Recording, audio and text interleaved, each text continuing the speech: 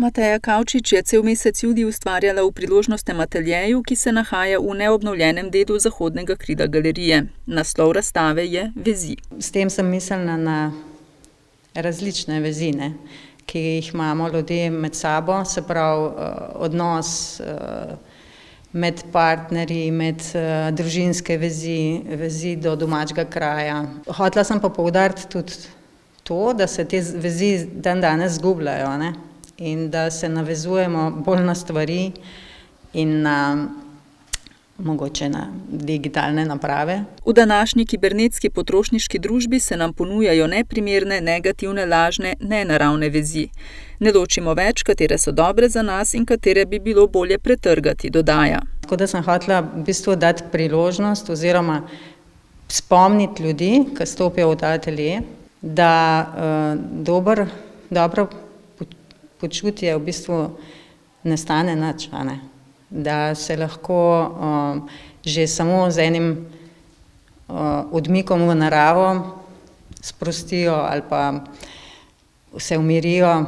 Velik del postavitve je tudi vonj, ki takoj vrže človeka v neko tako naravno stanje, se mi zdi, vsaj taki so tudi odzivi.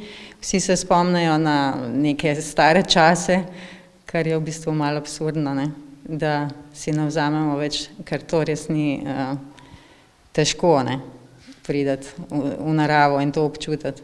To je bil tudi glavni namen, sicer pa pletenje kit, vezi iz močvirskih trav Mateje Kavčič lahko asociira na spletanje las, nežnost, skrbnost, ljubezen, odnos matere in hčere. Tudi na poti, naše poti, kako se srečujejo skozi življenje, kako se spletajo vezi med sabo, recimo ene poti so zelo zavozlane, tako se vidi tle, recimo s tem, da se meni zdi, da je najbolj važno, da je pot najbolj važna, ne doseganje nekih velikih ciljev v življenju.